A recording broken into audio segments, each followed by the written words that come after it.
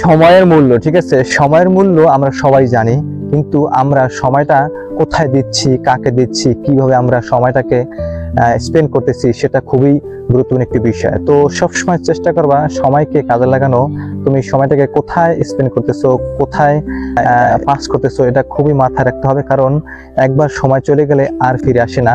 তুমি যদি চাও সেই সময়টাকে সুন্দর একটি কাজে লাগাতে পারো, তুমি যদি চাও সময়টাকে একটি উন্নত কাজে লাগাতে পারো, একটি দক্ষতার কাজে লাগাতে পারো। তো সবসময় চেষ্টা করবা সময়টাকে সঠিক পথে ইউটিলাইজ করা এবং তোমার নিজের জন্য স্পেন্ড করার চেষ্টা করবা, কারণ যেই সময় চলে যায় সেই সময় আর ফিরে আসে না। আমরা বেশিরভাগ সময় আমরা বিভিন্ন বাজে কাজে, বিভিন্ন অকাজে আমরা সময়গুলা নষ্ট করে ফেলি, তখন আমরা পরে আফসোস করি, সে কাজের জন্য, সে সময়ের জন্য অনুতপ্ত হই।